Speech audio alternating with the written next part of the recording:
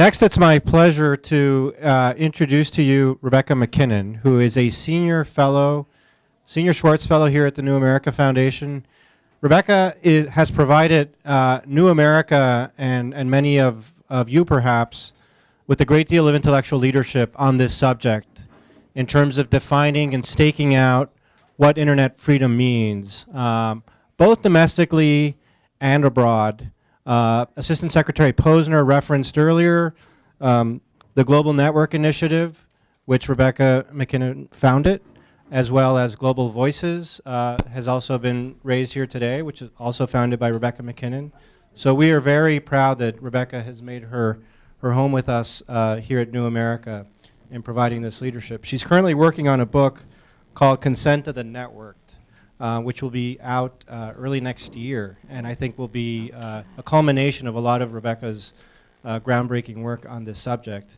We're sort of short on biographies here to keep things moving, but as many of you probably know, Rebecca first got her start in journalism on the broadcast side. She was CNN's bureau chief in Beijing from 1998 to 2001, and in Tokyo from 2001 to 2003.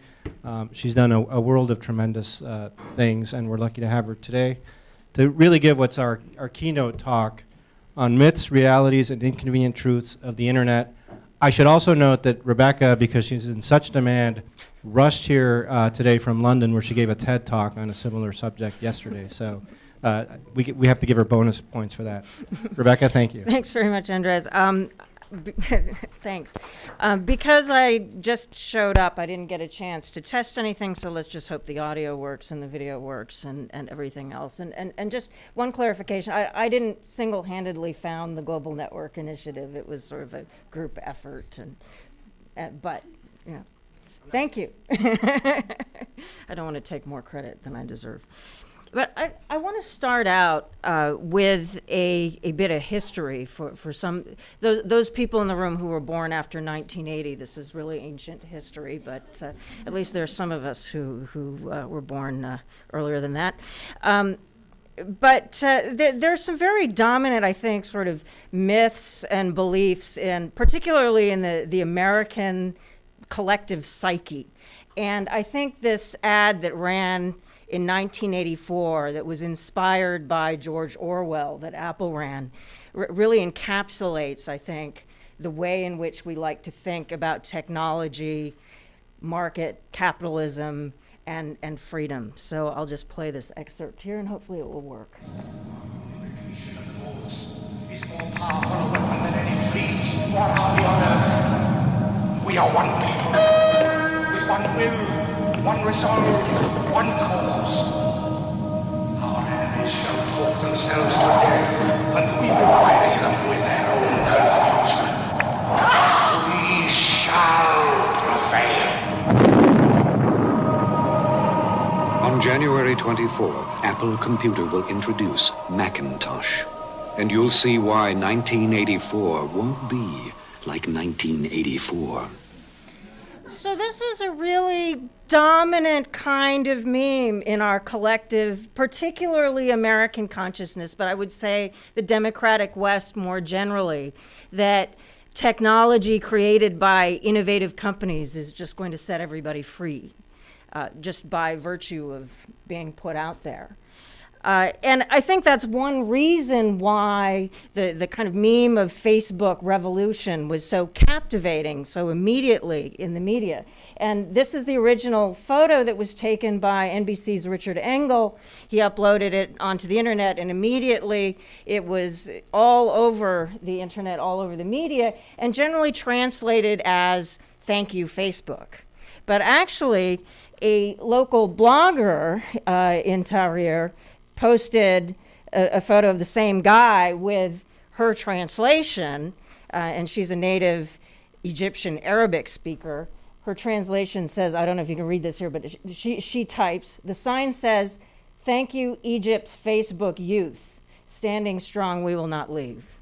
So thanking Facebook and thanking Egypt's Facebook youth are two somewhat different things, and I think that echoes what a number of speakers earlier today have kept continuously reinforced, that it wasn't Facebook that that brought on the revolution, that the revolutions in Egypt and Tunisia did not spring immaculately from Facebook and Twitter, that this was really the result, as Sami Ben Garbia, who spoke earlier today, he likes to say it took a decade to break down the fear through a great deal of activism, both online and off. And similarly, when you talk to Egyptian activists, they'll tell you the same thing, that they've been working for a decade on this. And as the previous speaker talked about, the Kifaya movement and so on, and a lot of the people who are very active in Tahrir have been going at it since long before Facebook and Twitter existed. Now, certainly the technology helped, but it was also,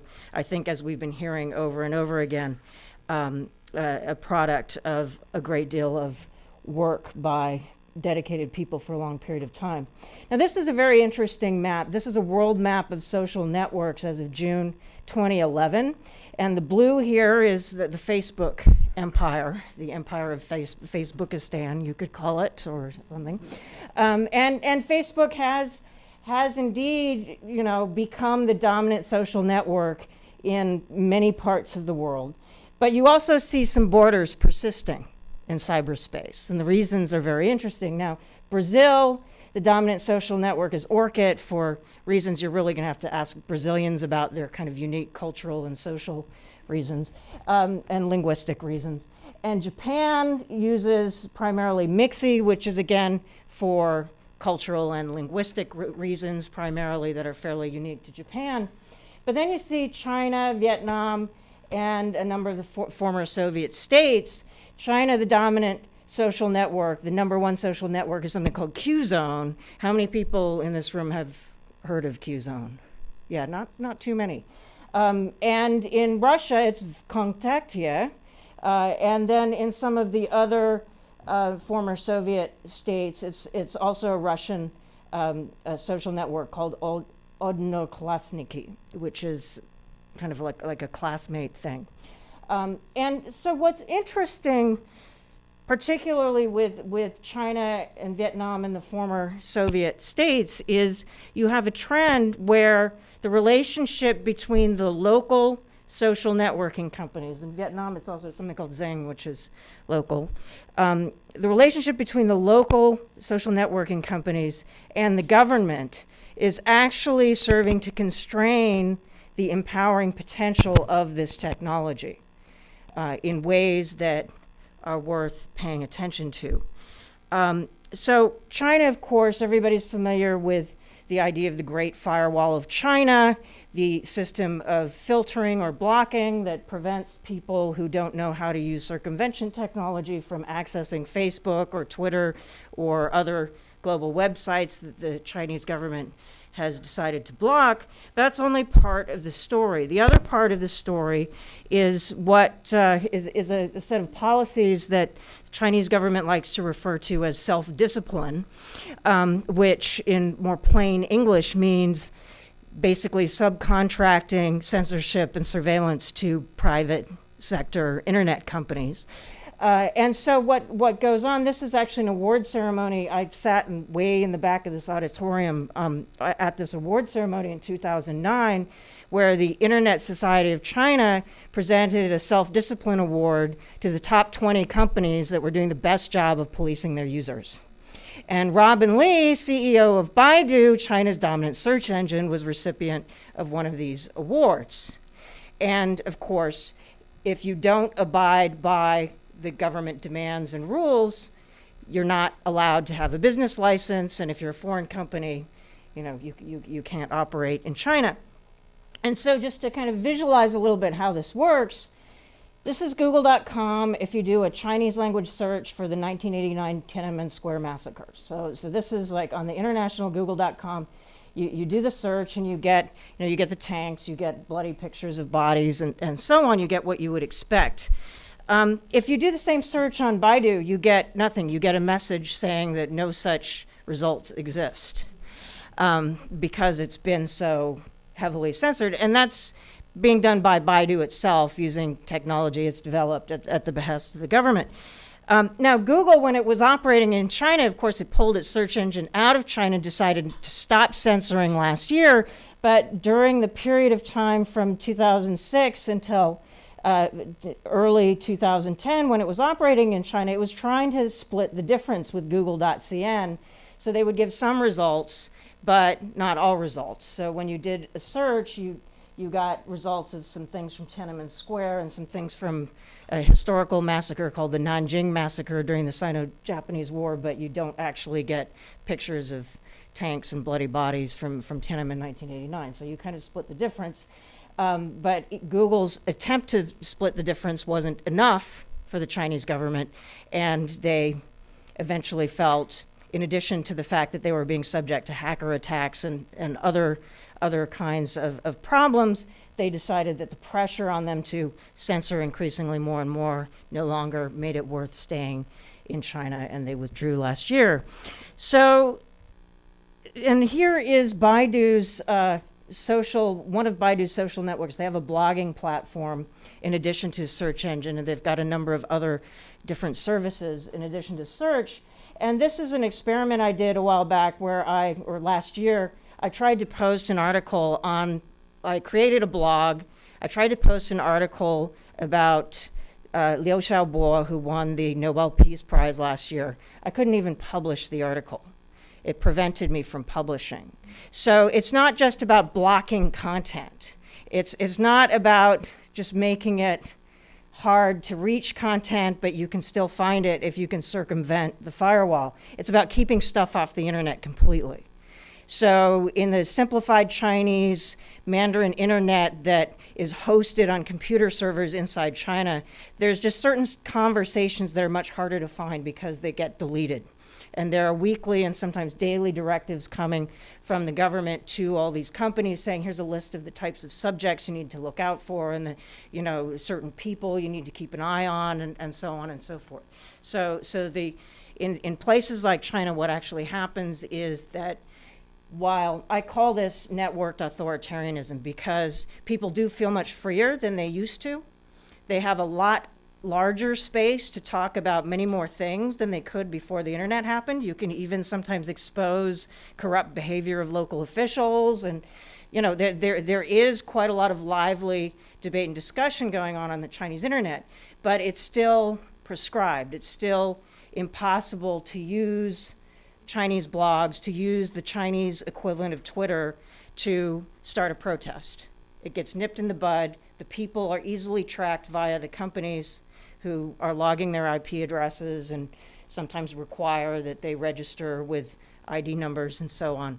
And people get visits from the police saying, we understand you've been blogging or trying to blog about such and such, and it's not very advisable. So that's one way that it's contained, while at the same time people feel optimistic because they feel they can still do more than they could in the past.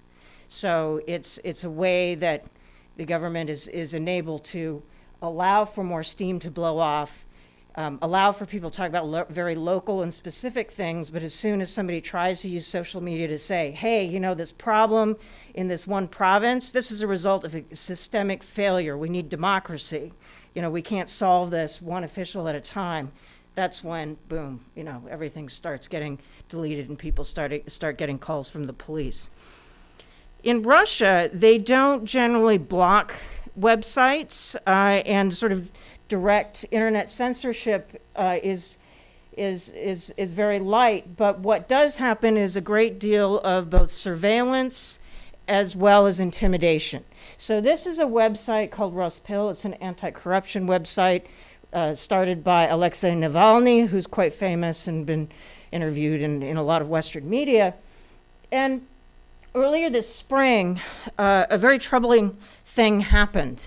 A number of people who had given donations to Ruspil to help support its anti-corruption investigations suddenly started receiving these strange phone calls from people posing as journalists, but clearly weren't journalists, who turned out somebody did some digging and found out that a number of these people were definitely members of a nationalist right-wing youth party, and that these people had detailed transactional information about the financial transactions they'd made to Ruspil and other things that it turned out, with a little more digging by, I believe it was BBC Russia, found out that this information had been obtained by some Russian security agents who had then handed the information over to the members of this Nationalist Youth Party, who then went and harassed the donors to this website.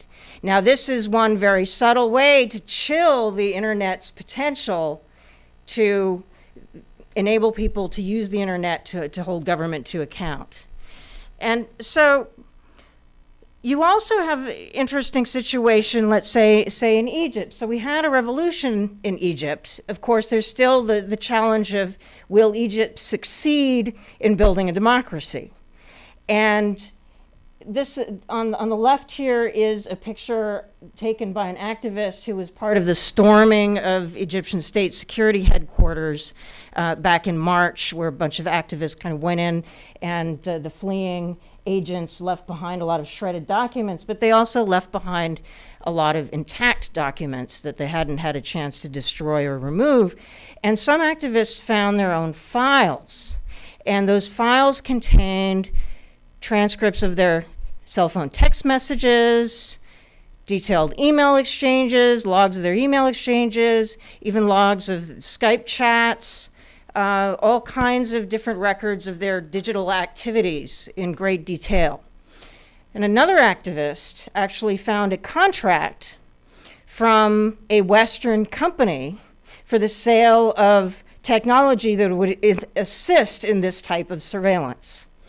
And this type of technology is being sold by a number of companies originating both in North America and in Europe to governments all over the Middle East. And this has been documented by a number of people now in the activist community in various countries. So this is a problem that people around the authoritarian world are facing, that a lot of the surveillance and also censorship technology is coming from, these great Western capitalist technology companies that are supposed to be freeing us, according to Apple's ad, and according to our collective kind of psyche. The Open Net Initiative did a report earlier this year called West Censoring East, in which they traced all of the companies, primarily in North America, that are selling censorship software to governments around the Middle East. And this is, a lot of this software, it's kind of like, it's the same software that companies use to keep their employees from playing with Facebook during working hours, or to keep their kids in schools from looking at porn or something. But that same technology is then sold to authoritarian regimes, and it's used to block entire national networks and to control political speech. And while some companies are trying to limit its political use, other companies, we're selling security software, we can't control how it's being used, is what you hear in response. So again, a question of, are we sort of the great West kind of liberating the unfree peoples? It's much more complicated than that. So we now have a world where the relationship between citizens and government is increasingly mediated through this thing called the internet, which is comprised mainly of services and platforms and networks that are owned and operated by the private sector in one way or another. And there's a lot of time being spent these days arguing, okay, is the internet going to help the good guys more or the bad guys more? I would suggest that argument is something of a waste of time. Of course, it's going to empower whoever is most skilled in using the technology and who best understands the internet in relation to their adversary, whoever their adversary happens to be. And what I would suggest is the most important question we need to be focusing on right now is, how do we ensure that the internet evolves in a way that favors the citizen and serves the citizen rather than favoring other powerful entities, that we make sure that it evolves in a way that maximizes the good and empowering nature of the technology and minimizes the way in which it can be used for control. As Sami Ben-Garbia mentioned earlier on today, censorship returned to Tunisia in May, and this is a block page that some activists took a screenshot of about what you see when you try to access certain Facebook pages that the transitional government has decided potentially might incite violence and need to be blocked. And there's been a big debate about this in Tunisia and whether this is a good or bad thing. Slim Amamou, who was a blogger who'd been jailed under Ben Ali and who had joined the transitional cabinet, actually resigned his cabinet post in protest. And the members of the Nawat community and so on all tend to agree with him that this return of censorship is a dangerous thing. But there are many other people who've been sort of arguing with them on Twitter and elsewhere that actually saying, look, we need democracy and free speech and all this, but there's some speech that's out of bounds. Some speech is just going to incite hatred and violence, and we need to control it. But the question is, of course, who should be empowered to control the speech, and how do you prevent them from abusing their power? And the fact of the matter is, we don't have really good answers in democracies to that question, oftentimes.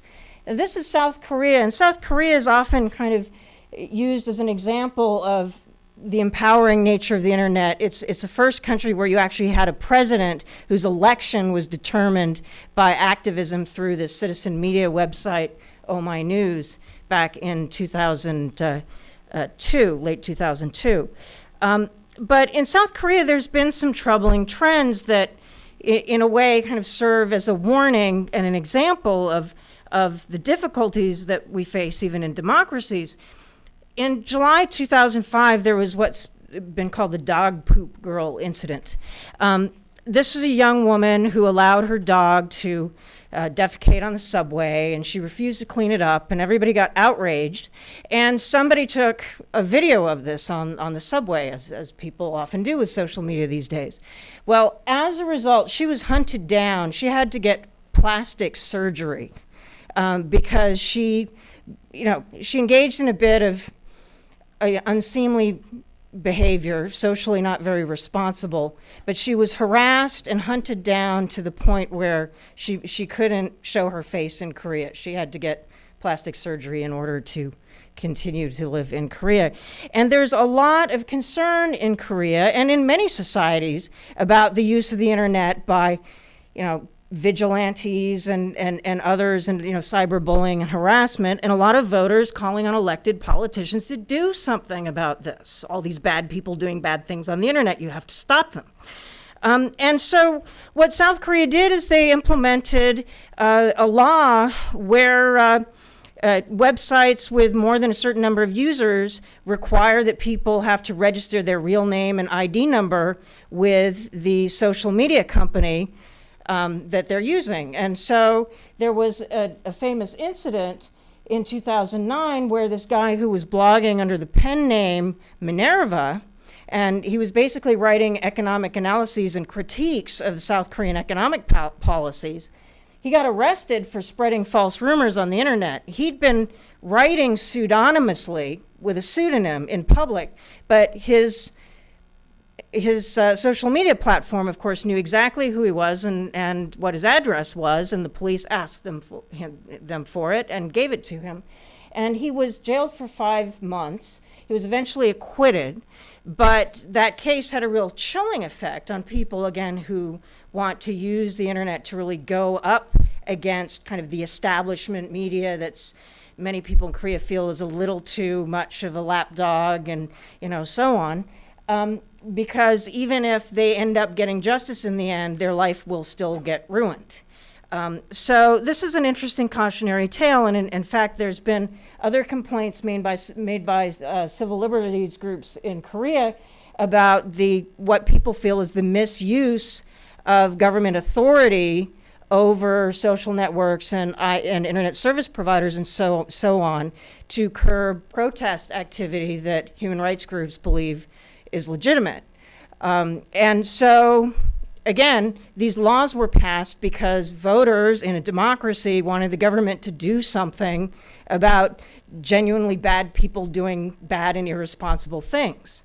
So even in democracies, we often don't have the right answers. And in the UK, too, you have issues with censorship. And in fact, a few years ago, part of Wikipedia got blocked for a brief period of time in the United Kingdom because this particular page, Scorpions album, with a new girl on it, was basically put on a block list by a child protection group that internet service providers were supposed to block. And similarly, you had a situation in 2009 where the Chinese government instituted this green dam software that was kind of requiring that everybody put these filters on computers. Well, there was an anti-pornography group in the UK who were saying, hey, that's a really good idea, we should do the same thing. So, there are a lot of political currents in democracies that, may result in policies that have unintended consequences we need to think about. And so in the UK as well, there's something called the Digital Economy Act that's going to put more onus on private intermediaries to police citizen behavior, primarily with the purpose of preventing file sharing and copyright violation. But again, this question about, are you creating an unaccountable layer that is susceptible to abuse and mission creep? And of course, in France, you have similar, I'm going to go faster because I'm running out of time, where, Sarkozy says, governments have to regulate these platforms, but then he goes and champions what's known as the 3 strikes law, which would disconnect people from the internet after 3 violations of file sharing.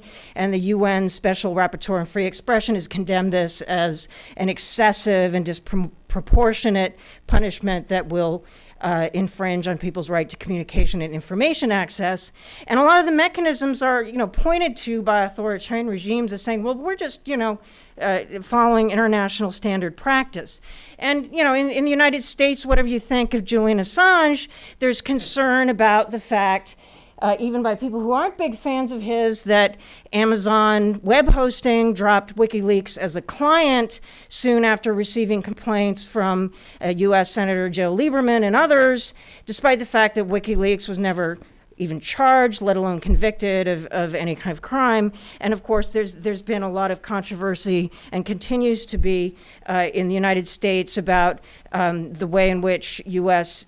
Law enforcement and anti-terror authorities are accessing communications and whether there is sufficient due process and accountability built into that, and a lot of debate about the Patriot Act, which I've actually heard Chinese officials cite as an example of how they're just following standard international practice. So we have this problem in democracies, and I promise I'm wrapping up soon.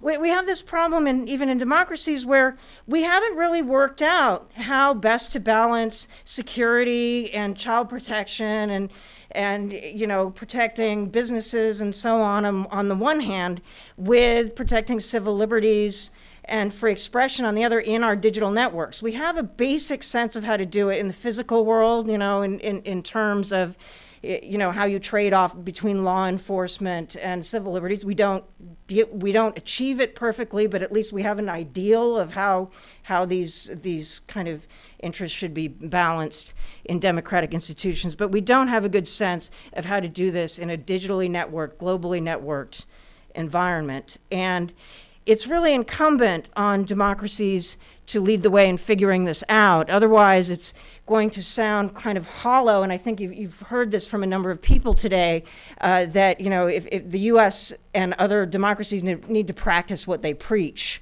But I think it's also true that government doesn't get it right just kind of on its own, despite the really, I think, genuinely good intentions of officials like Secretary Posner, Assistant Secretary Posner, who was here today. I got to get everybody's title right.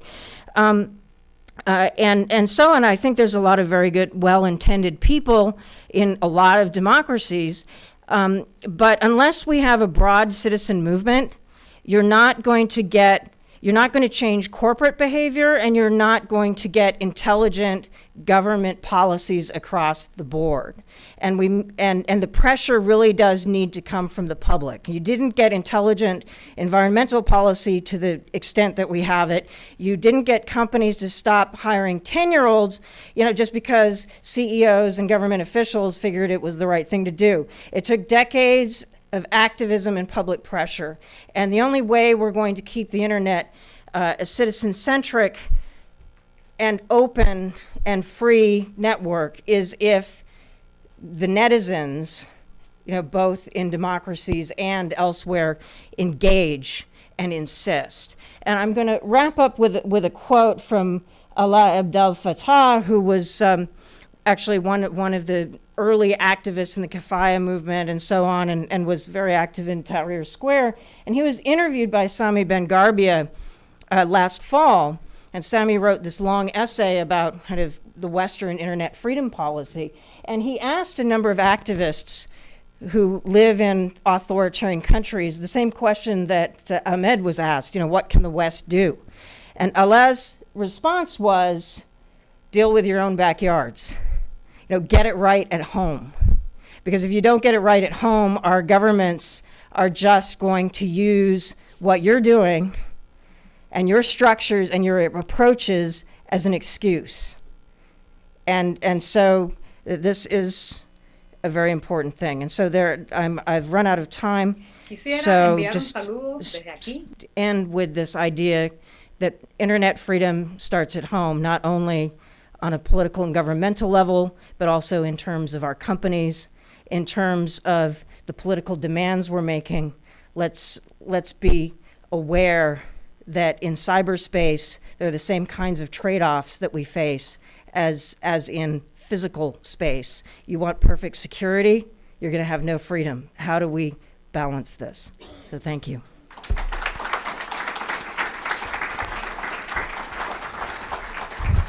Thank you, Rebecca. That was very powerful. And also, thank you for keeping us on time, because we're trying to get a self-discipline award for timeliness. But you can see why Rebecca has brought how she's brought such needed intellectual leadership to New America on this subject. We're going to shift gears and watch a video from somebody who is not allowed to travel and couldn't be with us. And this is Ioannis Sanchez, who's one of Cuba's foremost bloggers. In Cuba, being a blogger is an activist. I was hesitating between calling her an activist and a blogger. But as many of you know, she writes a blog called Generation Y. And we had copies of the book out for sale earlier. Ioanni is, she's been awarded numerous prizes by defenders of free speech, including an award from the State Department, Columbia University, El País in Spain. She's been named one of the most 100 influential people in the world by Time magazine. I'm sure many of you are familiar with her story. The thing I was most struck by in looking at her book was that it got blurbed by Barack Obama. And I didn't know he blurbed that many books. As a way of introduction, for those of you who are not familiar with Ioanni's blog, and we'll hear from her in 1 second, I just wanted to read a couple of entries to give you a sense of how she writes. And we're going to meet her translator in a second as well. This is a compilation of a lot of her entries. Here is her reaction to one of the numerous times in which she went to the government office to get a visa to travel, to appear at a conference, and not for the first time she was told no. And she writes, while they were telling me no, I recalled the declarations made by Miguel Barnet a couple of months ago. The president of the Cuban Writers and Artists Union affirmed that all Cubans could travel, except those who have a debt to the justice system. I spent the day searching for some legal reason hanging over me, but nothing came to mind. Even the rice cooker I bought on credit at the ration store is paid for in full, though it only worked for 2 months before it completely broke down. And another entry that I thought was apropos of today's conversation. A couple of years ago, I went to the DHL office in Miramar to send some family videos to friends in Spain. The clerk looked at me as if I were asking to send a molecule of oxygen to another galaxy. without even touching the mini cassette, she told me that the Havana branch only accepted VHS. I thought it was a question of size, but the explanation she gave me was even more surprising. It's just that our machines to view the content only read the large cassettes. When I tried to insist, the woman suspected that I wanted to send enemy propaganda abroad rather than the smiling face of my son. So I thought that was very apropos, and at least the person was very transparent about what the issue was. And this question of DHL enabling or not enabling certain activity reminds us that what we mean by new technologies varies depending on the countries that we're talking about. It wasn't that long ago when we talked about fax machines and the like in Eastern Europe. And she also goes on to make the comparison between the dilemmas that Google faced in China in terms of how it behaves and what DHL is facing in Cuba. I mean, the idea that your DHL office is censoring your cassettes. Anyways, without further ado for now, let's hear from Ioanni, who sent this video, given that she couldn't be here in person. Aquí, desde La Habana, a todos los participantes del evento que ha organizado la New American Foundation, donde están invitados muchos bloggers que me hubiera encantado conocer de manera personal, de manera física, ¿no? Lamentablemente soy una periodista ciudadana, una blogger que no puede salir de su país.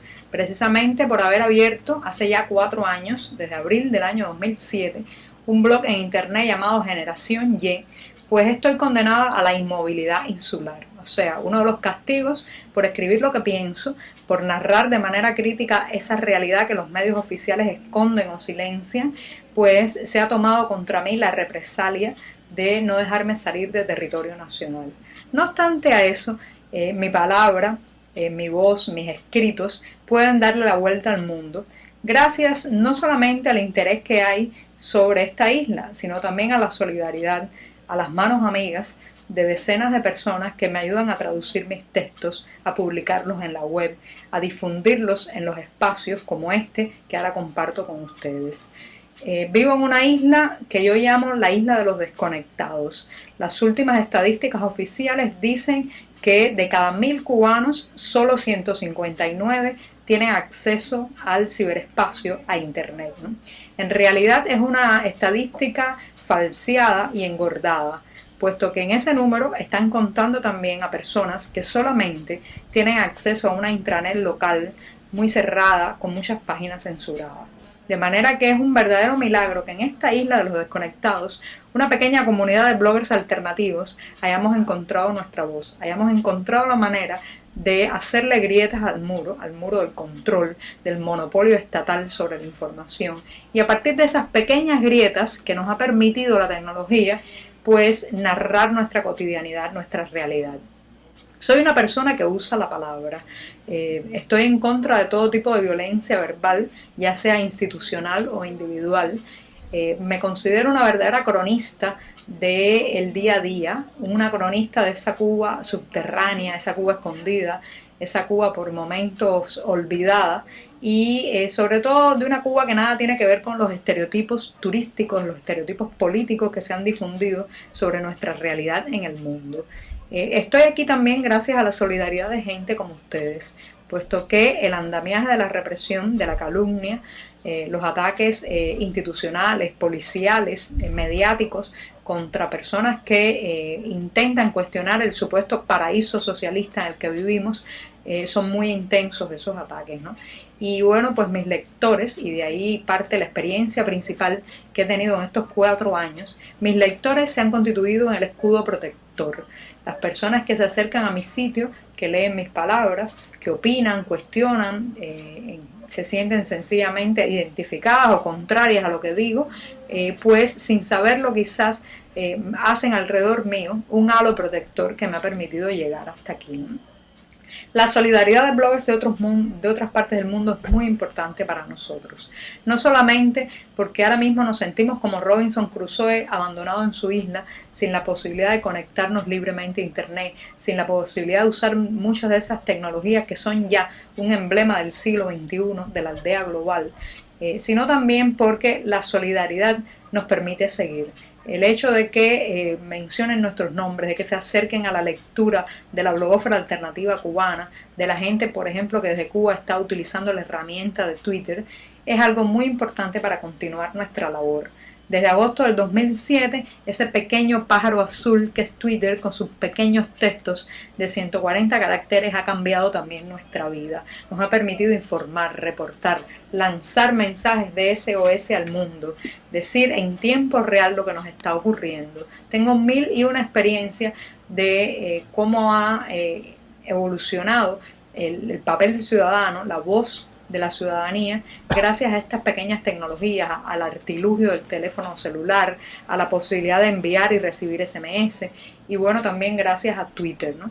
Así que les pido que todo aquel que quiera ayudarnos, que quiera colaborar en este empeño personal y nacional, pues el mejor camino es la información, la noticia, la bibliografía tecnológica que nos falta tanto, y sobre todo la difusión. Toda persona que nos difunde nos permite avanzar un día más, proyectar más alto nuestra voz. Lamento otra vez no estar con ustedes.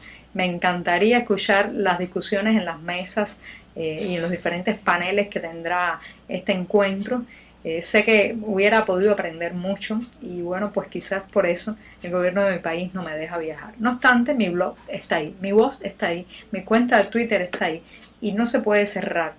No se puede boicotear, no se puede censurar del todo a un ciudadano que un buen día se ha levantado y ha dicho: no quiero callar más, no quiero llevar más la máscara, no quiero simular. Eso soy yo, una diminuta y pequeña ciudadana, casi como todos ustedes, empeñada en usar su voz. Muchas gracias.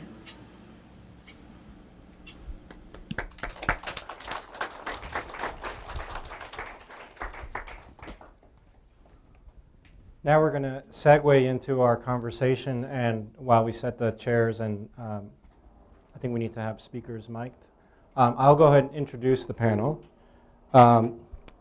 This discussion we've entitled Internet Freedom's Next Frontiers. Frontiers was a question mark. And I have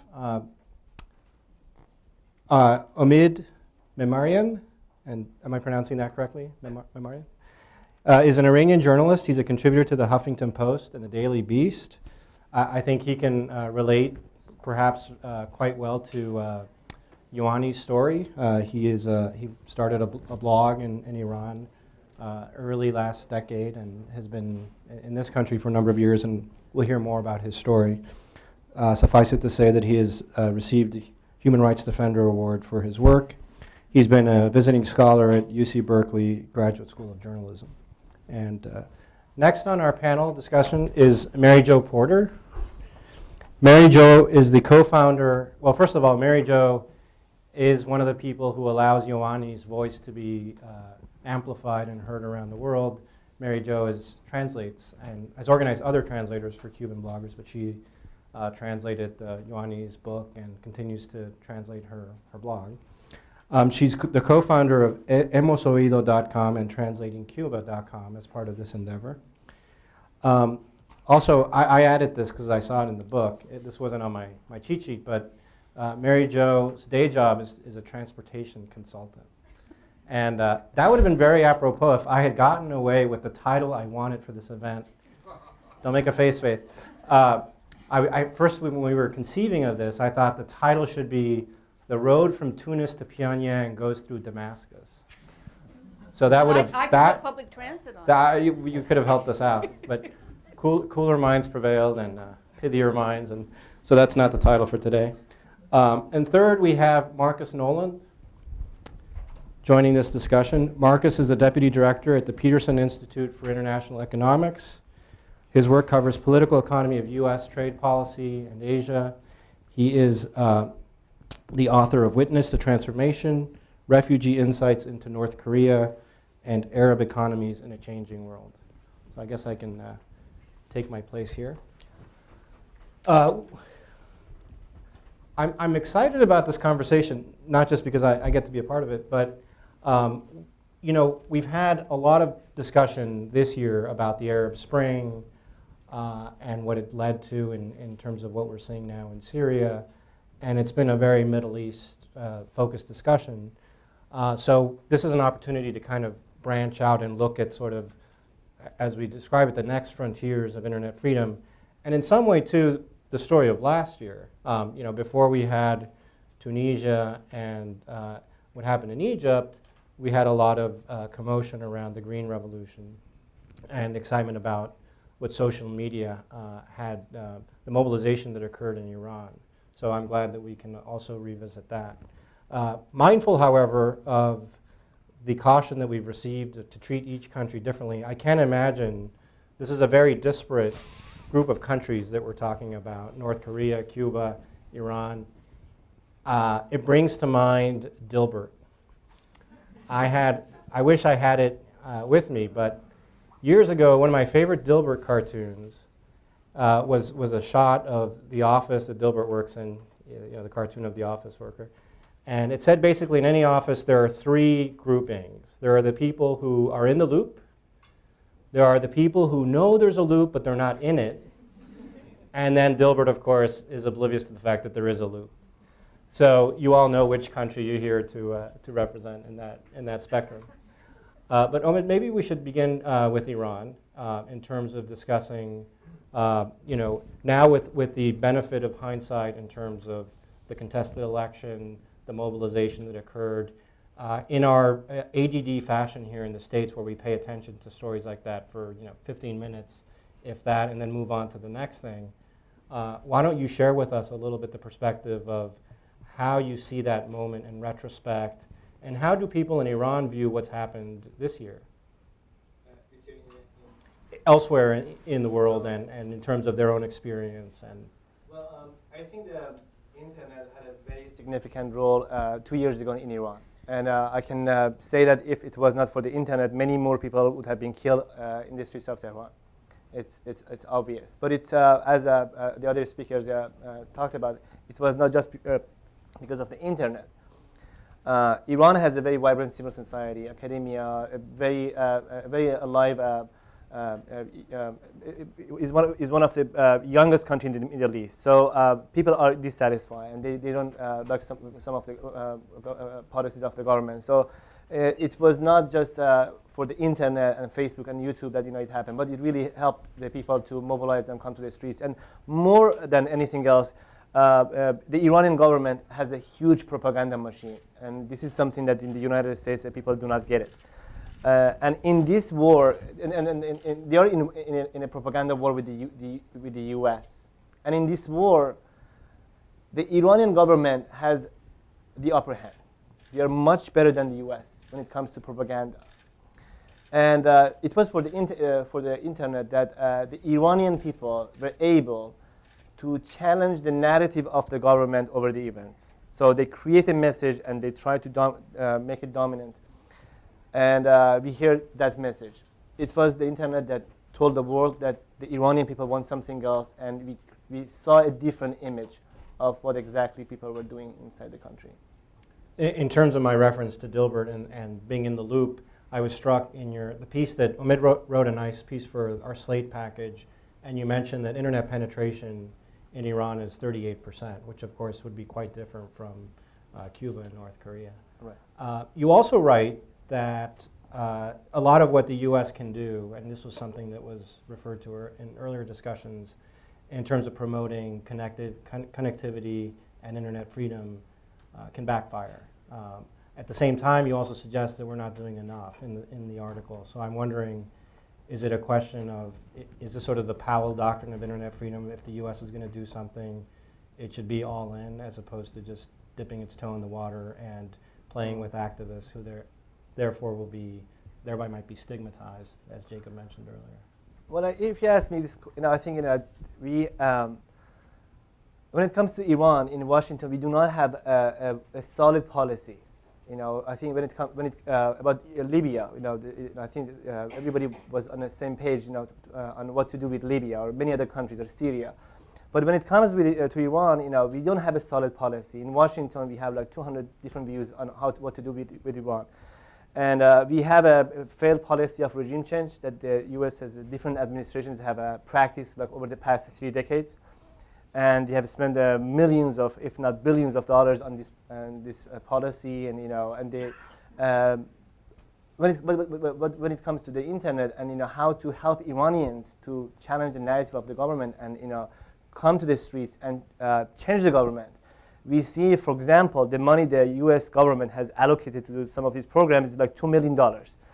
It's so simplistic that with $2 million you want to fight with the Iranian government that has spent like hundreds of millions of dollars in this area, like the money that they spend for censorship and monitoring and interception and all that is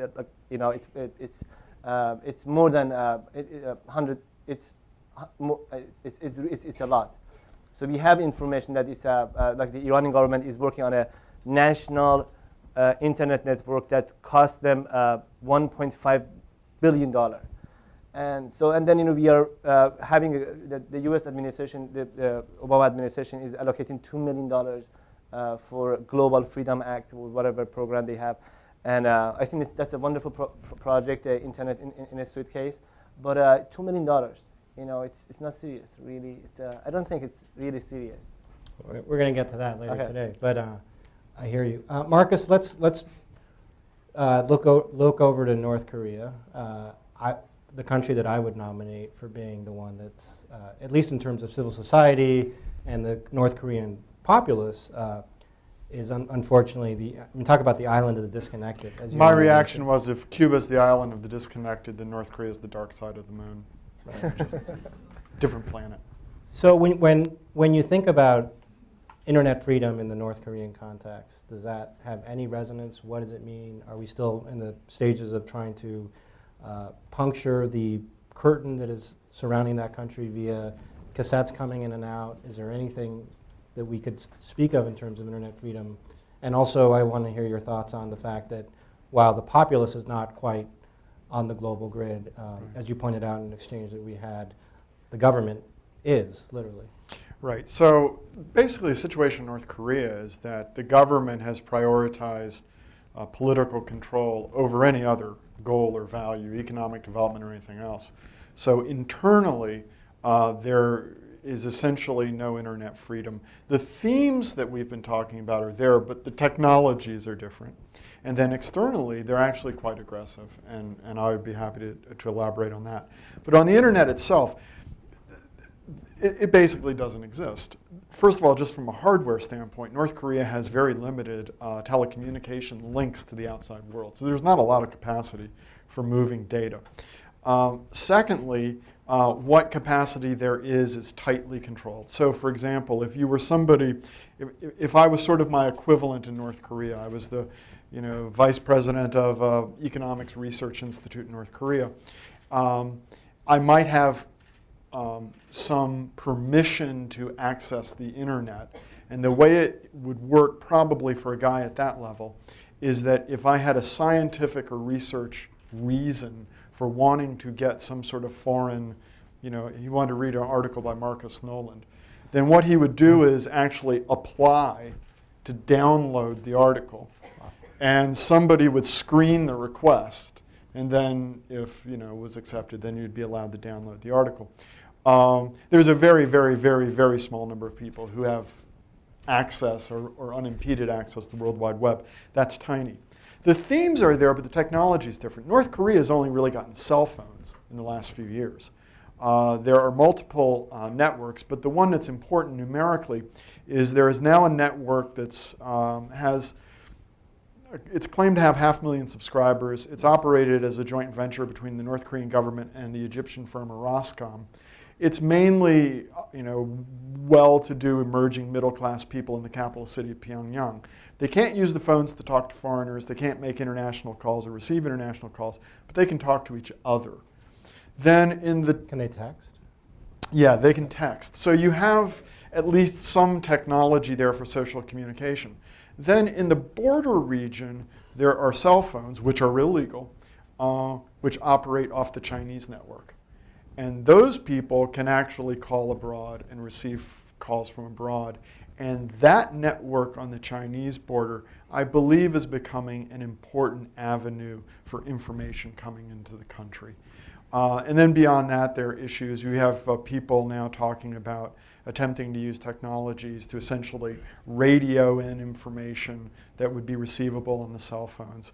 Sending balloons in that would have flash drives, that would have the Encyclopedia Britannica and the Slate Archive and whatever else people would read. But we're at a point with we're at a point with North Korea where basically the tragedy of North Korea is that the government is almost entirely unaccountable to the people, and it has an almost untrammeled capacity for inflicting misery. So what we're at a stage of simply trying to get information, not propaganda, not even highly political information, just information to people to allow them to start to try to put some pressure to achieve greater degree of accountability on this government. Is the regime in North Korea getting any prompts, tutoring from Beijing as to how to do this? That's to say it's better to have the sort of authoritarian networking that Rebecca described to get people, partly for the propaganda value of disseminating nationalist messages, but also perhaps to just sort of blow off some steam? Or is there not any of that pressure coming even from China? They cooperate with the Chinese on issues like this. And one thing I didn't mention is that they have a national intranet or multiple intranets.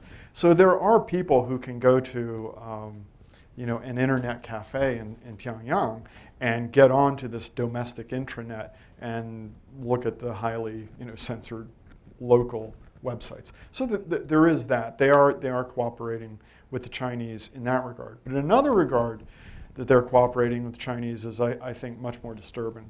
While the North Korean government is very repressive and very controlling when it comes to its own people, it's very aggressive in terms of its external behavior.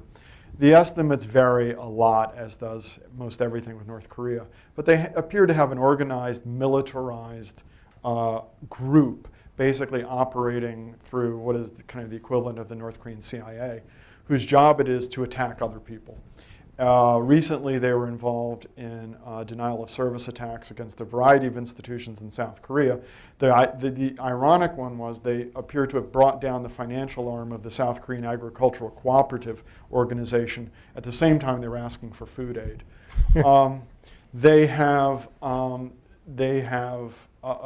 McAfee put out a report last week on this. I put a blog post up on my own blog this morning, has a link to that report. You can read it. The report is a bit circumspect about North Korean government involvement, but the lead author in his subsequent interviews has been quite explicit. And these attacks are not limited to South Korea.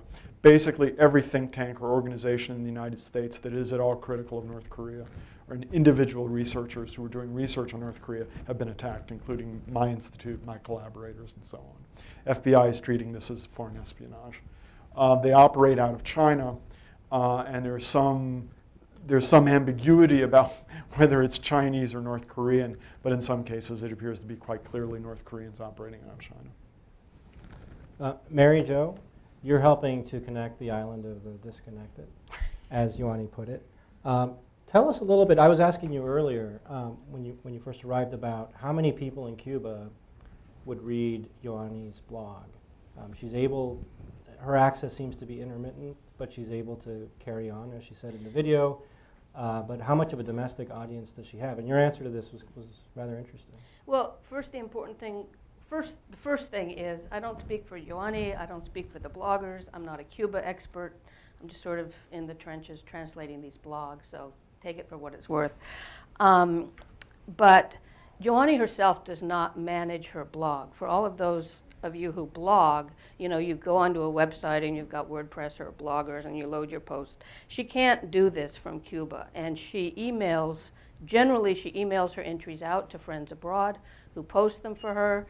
The translators, it's now translated into about 20 languages, pick them up directly off the website and translated, and they all have the passwords to their language. And often she can't get on the internet, even literally for like a week at a time. Sometimes she makes little JPEG images and attaches them to text messages and sends out her entries that way. And sometimes she literally simply telephones them out, the people who help her call her at home, and she dictates the entries in. And she used to pretend to be a tourist, right? I love the story. Oh yeah, she her second language is German, and she's very Spanish looking. She's not just sort of this obvious Cuban type that couldn't get away with anything. And she would go into the tourist hotels, which when I was there in 2008, Cubans were not even allowed to enter the hotels, and these were the only sites in the country that had internet access. Unless you were a government official or a doctor or somebody, you couldn't have internet at home. Only foreigners could. And she would go into these internet cafes and speak this sort of hodgepodge of German, and then she would try to put in a few English words rather than Spanish words because her accent would give her away, and somehow negotiate her way, to getting a time on the internet. But the average monthly wage in Cuba is less than $20 a month. And an hour of internet time in one of these cafes is $8 to $12. And it's dial-up speeds. And when I was there, you can imagine coming from broadband, and you're just kind of like, what?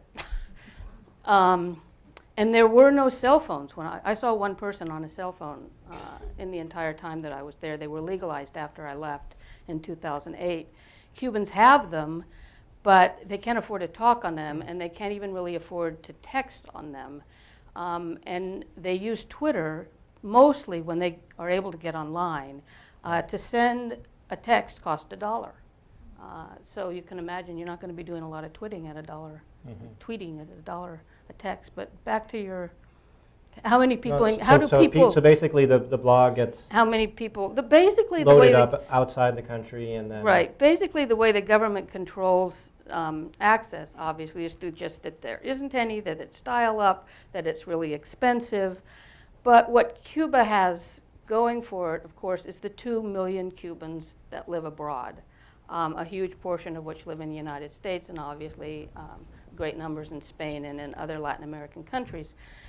But Ioanni's blog is read by these people who then email it back to their families and friends in Cuba who get on from time to time. It really is very low internet access. And then also it's brought into the country on CDs. Anytime we know someone reliable that's going, we'll put the entire blog forever and all the other 30 blogs or so that there are now. We'll put them on flash drives. And flash drives are becoming, very popular. Obviously, they're reusable and they're small, and it gets passed around on flash drives, gets passed around on CDs.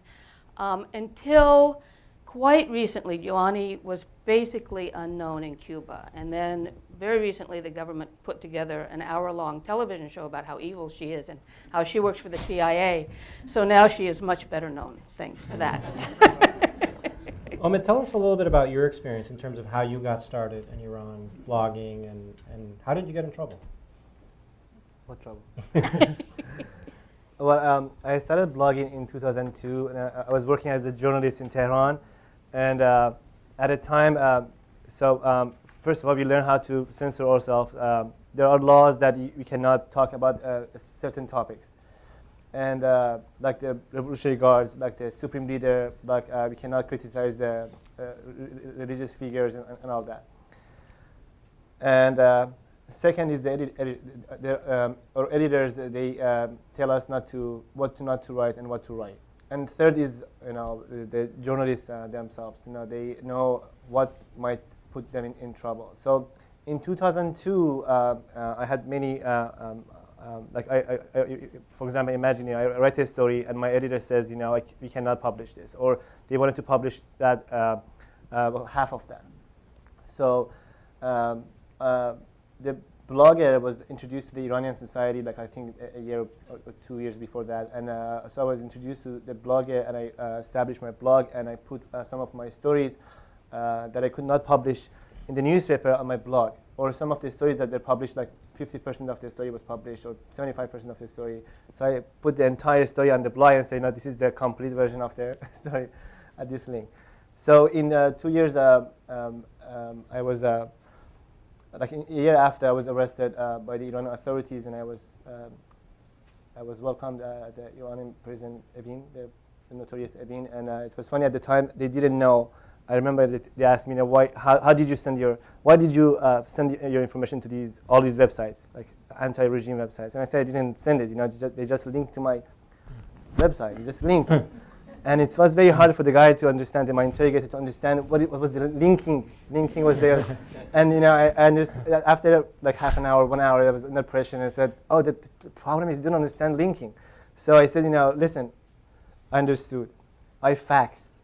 Every day I faxed my articles because I understood that he couldn't understand link, but he could understand what a fax was. So so I was relieved. And but the thing is, they have thanks to European companies and American companies, mainly European countries and companies, Chinese companies, the Iranian government has advanced. My friends who have been arrested over the past 2 years, they say that the interrogators are much more advanced. They have a lot of information. They are really some of them blog.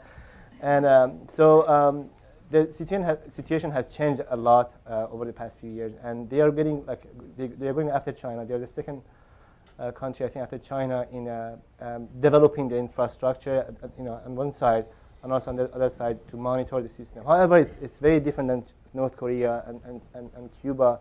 In Iran, for example, we have a lot of prisoners, but these prisoners, for example, write letters from the prison, and a day after, we see those letters from prison on different websites, like many websites. So we have that kind of flexibility too. Right. I want to mention that one of the efforts that Johnny was involved in was creating a shared blog among the political prisoners who were blogging from prison. And I can say it now because they've been released and he's out of the country, but it started with a blogger whose wife was the doctor in the town where the prison was, and basically she was the patients, the guards would bribe her. They would give her husband, their cell phone if she would treat their wife or their kid or something. And so they went through the prison and they took out they removed all technology from the prison, because they were so angry about this blog that was coming out of the country. And the bloggers blogged that afternoon, and that time we posted the recording of the telephone call, so it would be totally clear that this blog had come out that same afternoon, that all technology had been removed. I have a lot of previous panel comments streaming through my mind in terms of putting this in perspective. We heard early on that in Tunisia, one of the dilemmas that the regime faced was whether or not to pull the plug on Facebook, because everybody was already on there, which again is a reminder that these authoritarian regimes are in very different stages on this spectrum. We also heard Assistant Secretary Posner talk about the cat and mouse game that's played out between civil society and the regimes, and you've pointed out that in Iran the regime has gotten quite sophisticated, as is the case in North Korea. But when we think about, again, coming back to the question of what can we do, and we can mean think tanks, civil society in the West, but collectively it also means Uncle Sam, the U.S. government. How can we engage in this cat and mouse game without it being counterproductive? You've touched a little bit on this, Omid. I want to get your thoughts as well, Marcus. First though, Mary Jo, you deal with these Cuban bloggers. We have this case in the news of Alan Gross, who's a USAID subcontractor, who's now serving a 15-year jail term in Cuba, reportedly for handing out satellite phones to civil society groups.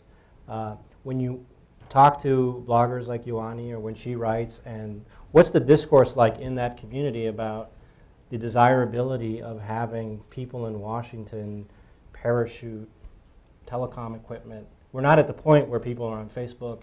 We don't have a Google technician, as there was in Egypt, to stand up and lead this movement because Cuba is so far behind. Let me back up just a second, then come back to this, because one of the first comments by the blogger, a blogger on this, Claudia Cadello, a fantastic young woman blogger, was really ridicule. And what had leaked out was a video of a session like this where a government technician was describing to government officials what a link is, what a blog is, what all these things were. And you could just, and this is a very recent video that just leaked out, and you could see how incredibly ignorant they are about all this technology. And he described this internet in a suitcase that is being brought in by the CIA, and it just sets up, and it's all over Havana, and there's Wi-Fi everywhere, and people can just, open their computers, and this young blogger was like, boy, we're out there in the streets, with our computers going where, because this internet doesn't exist. It's a small blogging community, but with very diverse opinions. And again, I don't want to speak for them. I think they probably have different opinions about that case. There's been a big legal analysis about it from some of the bloggers who are lawyers, and the sense that Alan Gross has been very unfairly treated individually. But the idea that the main thing that Fidel Castro has used to support his regime over all these 52 years now is his opposition to the USA. That is his reason for being. And the main way that the bloggers are tarred is that they all work for the CIA, that they are mercenaries, that they get big checks, and that they work for the CIA. And I think there's a real question. I think the idea of surreptitiously trying to sneak in this internet in a suitcase to these bloggers as a help is really an invitation for them to go to prison, and certainly obviously for the people that sneak it into them. And recently this television series that it's called the War on Cuba, and it's really about the internet war on Cuba, featured someone who had infiltrated the opposition community and been so effective as being their external spokesman that he was the one who was awarded the internet in a suitcase. So they, have him with it on his porch and, all this stuff. And so they were able to prove essentially that, by this suitcase that he had on his balcony that, the CIA is in charge of all the Cuban opposition. You shouldn't believe anything they say. They're all government agents for the U.S. Internet access is a huge problem. There is recently a cable has come from Venezuela. It's not quite been, quote, hooked up yet. But I think the blogger's response to the cable is most instructive, which is they're not going to let us on it. It's going to be very restricted. It's going to be, and then it's kind of like, ha, ha, ha, like we will be on it.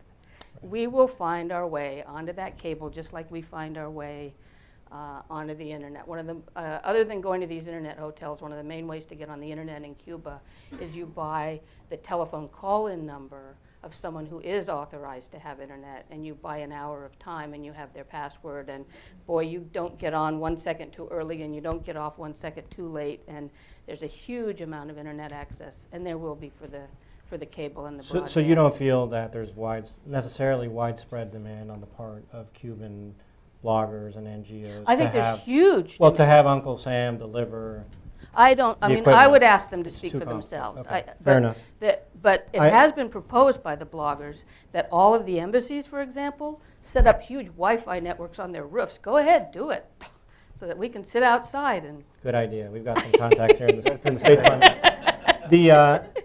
Also, I wanted to reference back to Omid's point about the scale of these programs and how we in Washington talk about millions of dollars, and sometimes that's dwarfed in comparison to what the regimes are doing. On this question of the USAID program, as many of you in the audience probably know, there's been a big struggle between Senator John Kerry and USAID about the funding of the program vis-a-vis Cuba, whether it should be $20 million or $15 million, and Senator Kerry has a lot of concerns about whether this is counterproductive along the lines that we've been talking about. And he actually really wanted to be here today to talk about that, but he had a prior commitment with the Dalai Lama. So speaking of powerful independent voices, Marcus, help us out here in terms of the desirability or not of having the U.S. play a role in trying to connect these societies online. When we look back at, previous history, particularly the fall of the Berlin Wall and even perhaps efforts to infiltrate Nazi Germany and so forth, I think we kind of romanticize these efforts. But how do you see it today? Well, listening to the discussion, two thoughts occur to me. First of all, the equivalent of the Google man in Egypt. If the North Korean regime has a vulnerability at this point, it's that Roscom managed cell phone network. And it is interesting to me that it's managed by Roscom. And I mean, talk about wanting to be a fly on the wall to hear the conversations between the Egyptian cell phone operators and the North Korean government. The North Koreans have reported virtually nothing about what's happened in the Middle East or in Iran through their official news agencies. And indeed are leaving their people stranded in places like Libya because they don't know what to do with them if they bring them home. In terms of our activities, you mentioned in your introduction that I had recently published a book based on refugee interviews. And there is a chart in that book, which I call the Bill Clinton chart. It's a chart that shows, we asked them the following questions.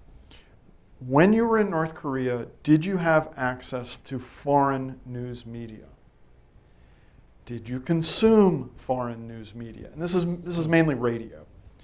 And then we plot out by the year they left North Korea to, in effect, get a kind of panel. So the chart goes of did you have access goes like this. The chart of did you consume starts out much lower. There are people who were smoking but not inhaling. But then by the most recent period, those two lines have come together. The inhibition on consumption has disappeared. And what we find when we analyze the data is that people who consume foreign media are more likely to disbelieve the regime's meta-narrative that all their problems are due to hostile foreign forces. And it's also associated with a whole set of behaviors involving market activity and communicating with peers. So I would say for us, I mean, again, our technology in North Korea is we're just a few generations behind, just radio. Right now we have Radio Free Asia. It broadcasts a limited number of hours and on frequencies that it's relatively difficult for them to get. I mean, if we could just start broadcasting more hours and on AM frequencies, I think that would mean a lot. I mean, one of the most moving things in my career was when I was in South Korea at one point, and I was introduced to someone who really wanted to meet me after a gathering kind of like this, and I'm like, okay. Turns out it was a lady who was now a graduate student in economics in South Korea who used to listen to me on Radio Free Asia. She said, you were great. You were the one we listened to because you actually explained what was going on. Did you have like a regular gig? Were you like no, a DJ? But they used to interview me all the time about the economy because I'm the only person, right? I'm a monopolist, right?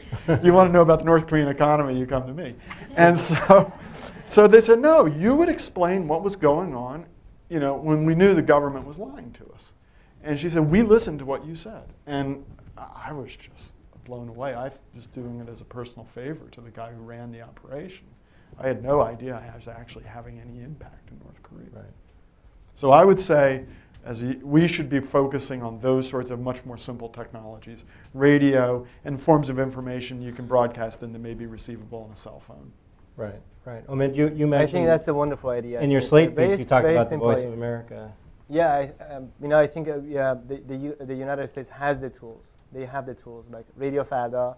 It has is very popular in Iran, in Dubai, and in the neighbor countries. And I think that could be like they could, but it's underfunded. The VOA could be, Voice of America could be like, if the budget of the Voice of America. However, when you expand governmental projects, it doesn't mean it's going to go to a better direction. But if it was funded very well and it was used in a proper way, I think it would challenge that narrative. I remember a few months ago, I asked my mom that she lives in Tehran. She's 75 years old, and I said, Mommy, what do you watch on TV and satellites? And she said, Mommy, we finished season 4, 24, and what is the other one? Lost. We finished the last, the 7th season or 6th season, and but when I asked my mom and dad about the politics, so their version of the version that they give me is the version that the Iranian TV actually provides for them. So, in my opinion, the U.S. government, nobody can beat the U.S. entertainment business. We don't have Britney Spears or like Lindsay Lohan or Hollywood or these kind of things. But the Iranian government is much more successful to create a political narrative about the U.S. presence in Afghanistan and Pakistan, about Guantanamo prison, about Abu Ghraib, about what they have done in Palestine. So their political narrative is much more stronger. It's more compelling, not for Iranians, for the people in the Middle East. So if they want to do something with that, if they want to say what the Iranian government, what they are doing with their nuclear program, what they are doing in Palestine, how they are interfering in Syria or whatever, in Iraq or whatever the U.S. government claims. So they have to be able to challenge that narrative. And as you said, there are tools that you can really reach out to many more people. With internet, in the suitcase, you can reach out to like 200 people, 500 people, 5,000 people, 10,000 people. With radio, you reach out to like millions of people. And those people that are more and so the social base of those governments, which is, I think, very important.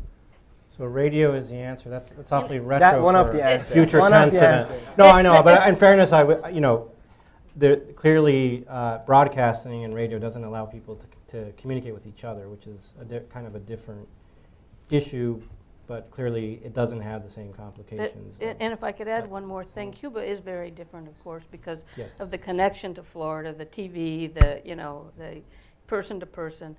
But it's one thing to give the opponents of the regime access to the internet so they can get their words out to the world.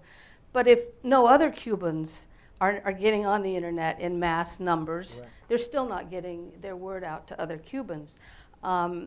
And if I had $2 million, I'd buy access cards to those internet cafes at the hotels and hand them out to the kids and say, especially when the broadband will be in those hotels, and let the young people come and start really surfing the internet. And you could get a lot of hotel hours of internet for $2 million. These conversations are inherently frustrating because obviously we've got 3 case studies here that are fascinating, each one in its own right. Each one could take a full day event, so I apologize for just giving you a taste of these 3 case studies, and we do need to move on. Can I just add one point? I think that some of these ideas, like the internet in the suitcase and anti-proxy programming that some companies are doing, I think these programs are great. But the scale of the budget that the U.S. is putting in this in this program, I think it's very low. And politically speaking, I think when it comes to politics, I think it doesn't show that the U.S. is really determined to change anything in these countries. But I think because of the public pressure, organizations like you and activists and the civil society, they are allocating some money to these projects. But if they wanted to do something, the money should be much bigger for all of these programs. And I encourage everybody, as I said, at the end of the next session, we're going to have refreshments, and a lot of the participants will be around, and we can continue having these chats. Now we're going to segue to our last session of the day. So thank you to this panel very much. Thank you. I'm going home. Okay.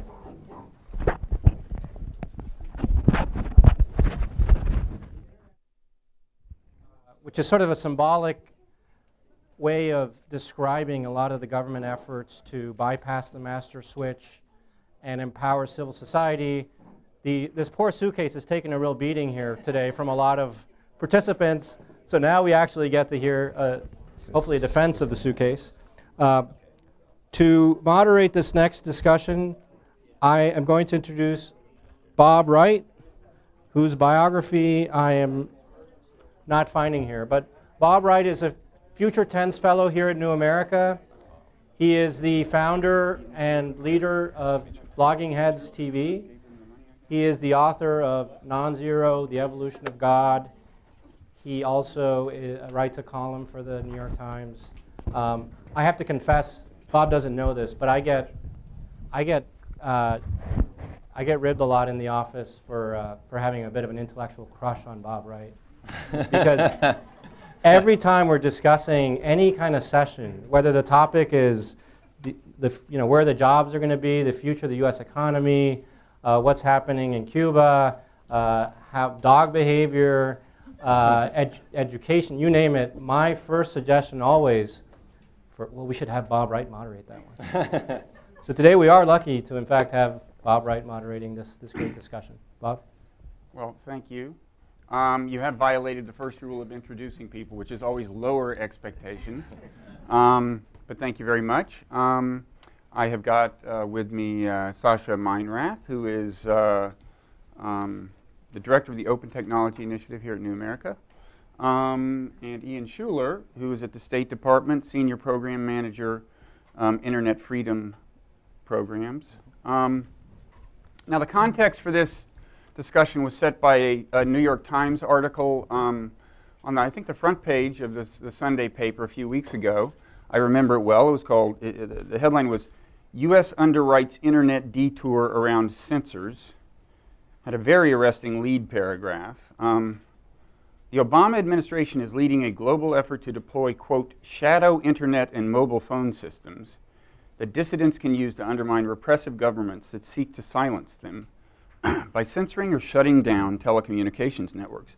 But what really got my attention was the second paragraph, when it described, quote, one operation out of a spy novel in a fifth-floor shop on L Street in Washington, where a group of young entrepreneurs who look as if they could be in a garage band are fitting deceptively innocent-looking hardware into a prototype internet in a suitcase. Now, when I read that, I really did, I think, sounds like a cool place. You know, it really sounds like an exotic, cool place full of cool people. I read further and found that they were talking about the New America Foundation.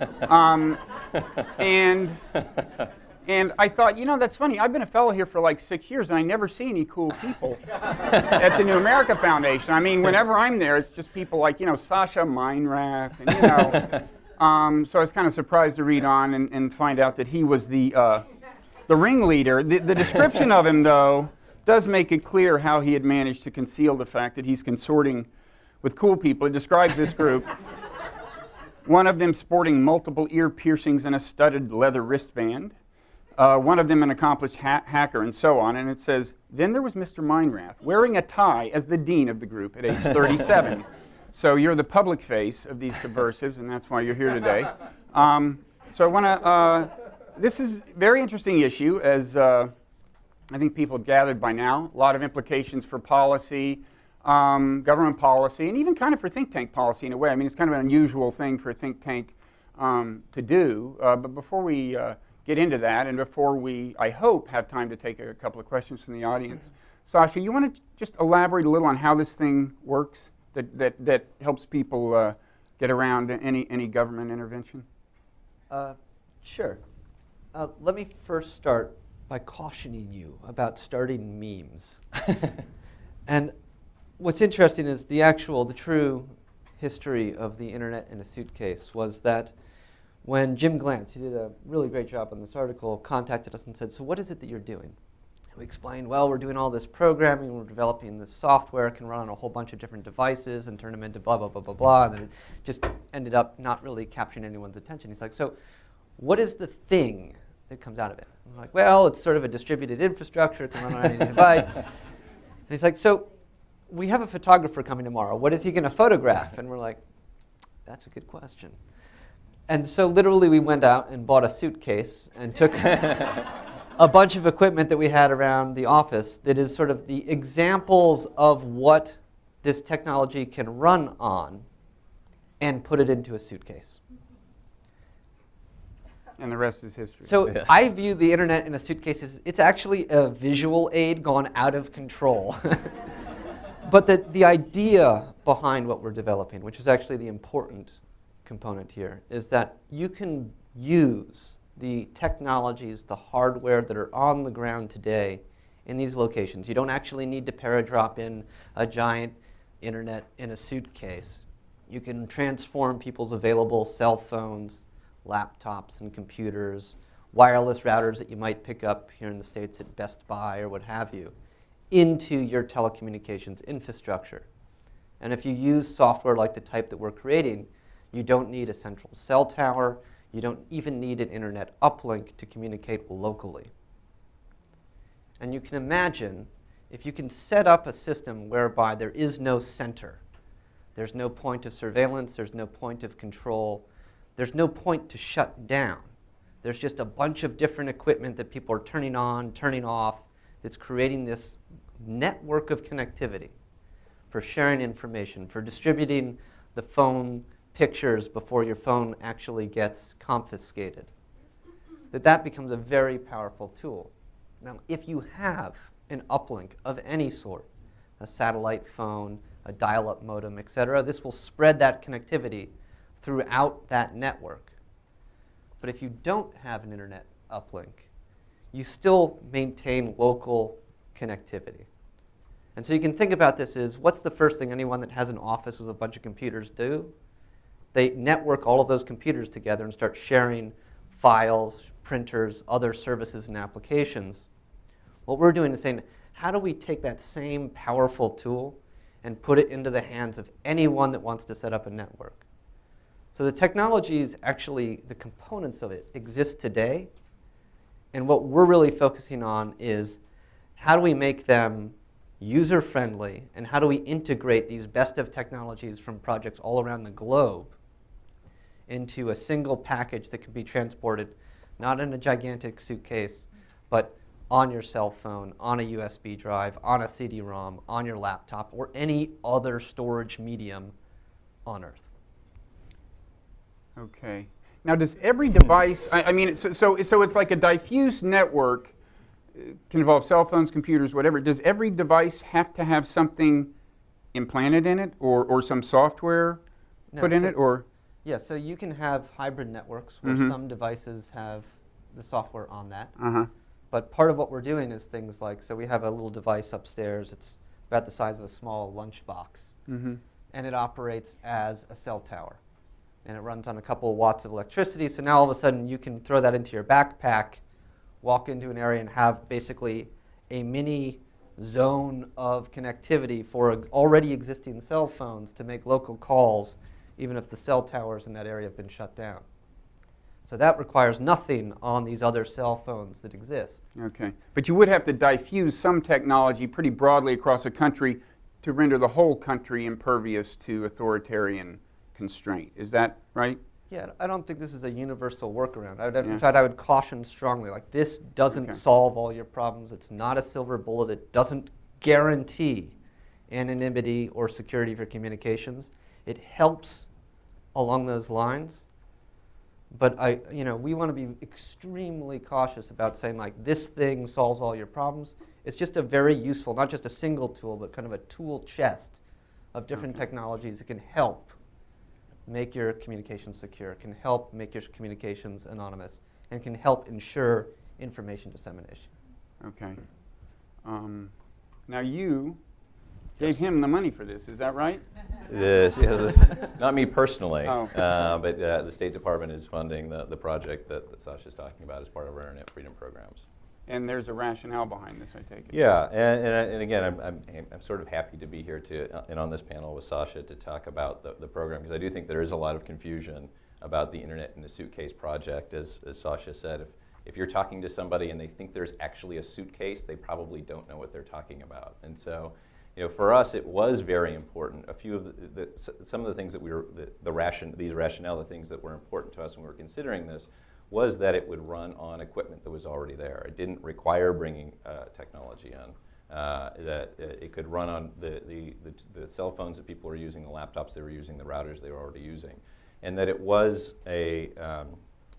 another criteria that was important for us is that it was basically open source technology. That they were taking things that were already there and developing them, making them work together in a way that one could easily roll out something that is already a proven technology. And so in the article where it goes into this sort of cloak and dagger aspect of it, and these sort of mysterious pieces of technology, well, everything that it will be developed is an open source project that anyone in the room could freely download. So I think that for us, this wasn't about some sort of secret tool that we could drop in, parachute in somewhere, but really making available tools that would allow activists and individuals in internet-restrained environments to creatively combine them in different ways or find an appropriate mix that helps them get past the challenges that they're facing in the country that they happen to be in. And that's not a matter of us going in and deciding what that is, but putting out the tools that they can use to more effectively do this on their own. Okay, so I gather one use might have been when Mubarak shut down the internet. would this have been a really significant tool? You could have overcome that. This certainly would help address that problem.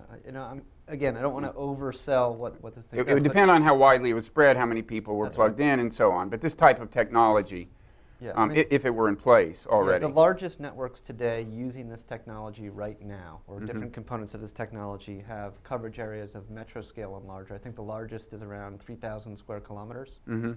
So yeah, it would dwarf most metropolitan city areas. And this is what's currently fully operational right now. Okay. And so you could imagine setting something like this up in a Tahrir Square, because it wasn't just the internet that was shut down. Mobile phones were shut down at various times as well, and allowing people in a tight area to be able to communicate with each other. And that's sort of an issue where I want to add to some of the themes that came up in the previous panel. I mean, I agree that broadcast technology is a very important part of informing people in information-restrained environments about what else is out there, and helping people to ask questions. And I think I agree that the BBG and the VOA and all those efforts need to be supported. But I do think that that's only one piece of the puzzle. And if the past year has taught us anything, it's that what can be truly transformational is the ability of people to connect with each other and share stories with each other and to have their voices heard and get information out. And so when we think about internet freedom, we're not just thinking about getting somebody else's information in, but really empowering people to be able to express themselves, to associate with each other. And these are the sorts of tools that allow that in a very powerful way, whether or not there is a connection to the global internet, or however good that connection to the global internet might be. Okay, so I gather the kind of official State Department rationale, this is not a matter of national security strategy, in a sense. It's a human rights rationale. Yes. Okay, but I assume it has not escaped the attention of people in the government who do national security. And I would think one question they would ask is, okay, so your philosophy is just get it out there, right? And let the chips fall where they may. I can imagine groups you wouldn't especially want to have this. I mean, to take a concrete example, in Yemen right now, there are a number of groups who are at odds with an authoritarian government. I don't think I'd be enthusiastic about all of them having this, right? Yeah, the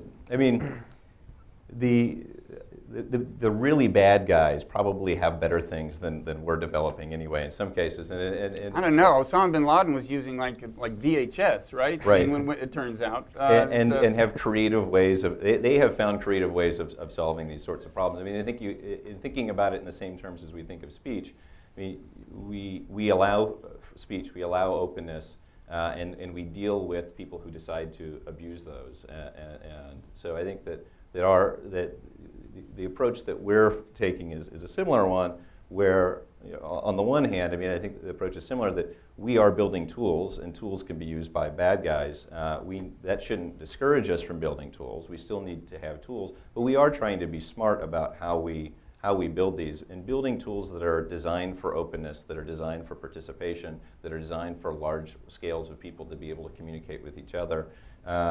Building in the use cases that are built around people who are engaged in peaceful protests for rights, make it so that those tools are more suited for people who are using them in ways that we envision.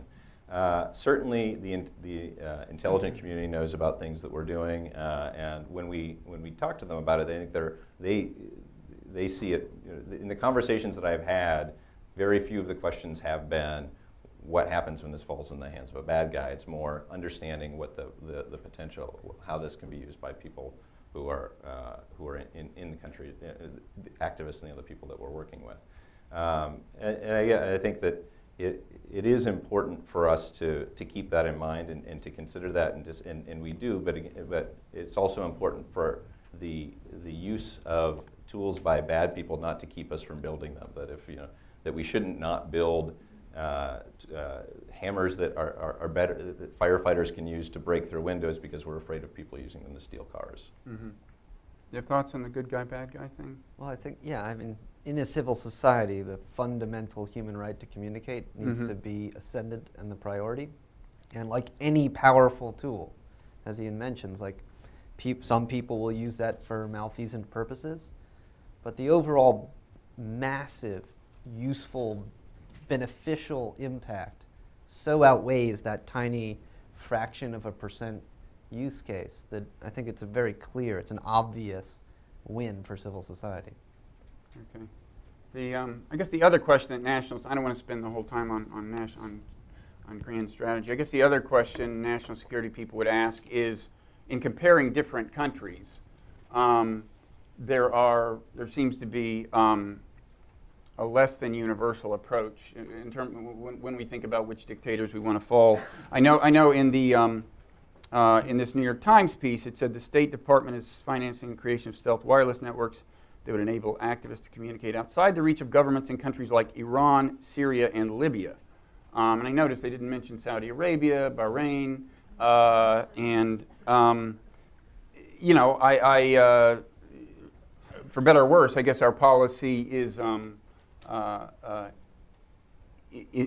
that sense. I mean, given that we currently are not trying to push topple leaders in Saudi Arabia and Bahrain, is kind of inconsistent with an undiscerning promulgation of this technology, right? And I guess well, and the majority of our programs, I mean, our programs really are underpinned by that human rights approach, which we feel is global, and we are doing work in plenty of places that are allies of the United States in order to advance people's access to rights and ability to use these sorts of tools. And the tools that are being developed and put out there for whomever it is that decides that they want to take advantage of this, whether they live in Saudi Arabia or whether they live in Iran. I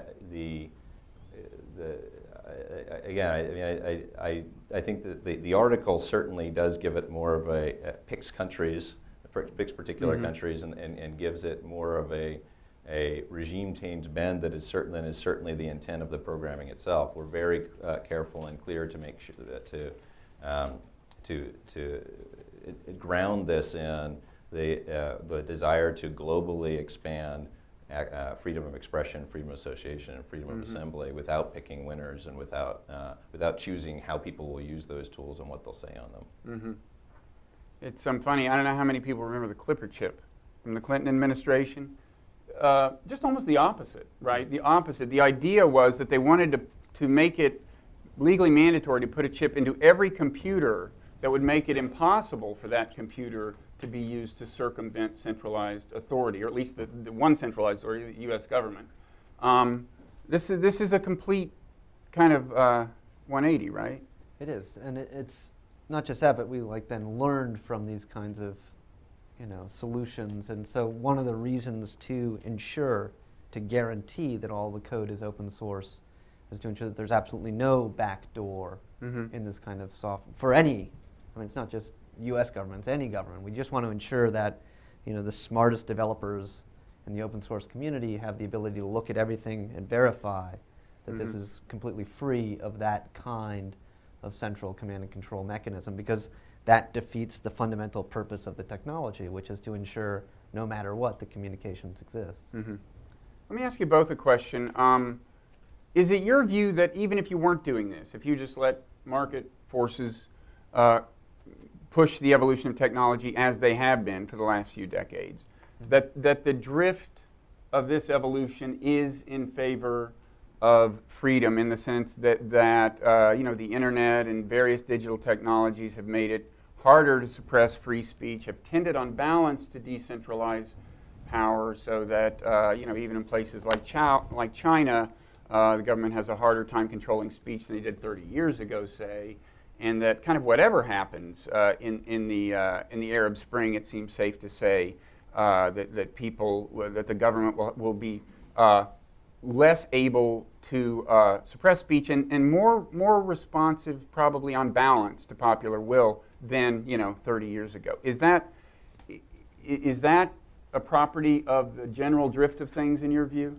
No, I mean, I do think that if you look back at the history of the internet, when on the 8th day Al Gore and his friends invented the internet, they baked into it certain properties of openness and equality of packets and those sorts of things that made it imbued some of the, with not necessarily intentionally, imbued some of those sorts of rights into it that we began to enjoy. And what we've seen since is the ability of people who aren't necessarily happy with that arrangement to very effectively curtail or bend the rules of the internet to make it work in ways that are more favorable to them. And so, I do think, while we do have some of the things that we have on our side of the balance sheet as far as keeping the internet open is certainly that expectation of how it used to be, but also a lot of creativity of individuals who want to tell their stories and want to have their voices heard and want to be able to get access to information. And that is sort of being pitted against this group of people who also have a lot of resources and a lot of control over infrastructure, who have a different view of how it should work. And our programs are really, in that venture capital approach that the Assistant Secretary Posner spoke about earlier, are trying to use the modest resources that we have available to on this front to empower those activists, those individuals, the people who are doing open source projects, the people who are using these tools to have their voices heard. Try to make it easier for them to push the boundaries, to push the future of the internet more towards the free than towards the closed. Okay, so you think freedom really needs kind of a helping hand. It's not just going to happen naturally necessarily. Yeah, and constant vigilance. I mean, you look at the last 150 years of telecommunications, from telegraph on forward, and what you have is an explosive growth and use of these new technologies. The home rule telephony movement, which AT&T and the Bell systems systematically undermined from 1913 forward. The growth in the 20s of the amateur radio movement that then got reorchestrated with the development of the Federal Communications Commission, and then eliminated from the hands of community members and put into the hands of fewer and fewer folks.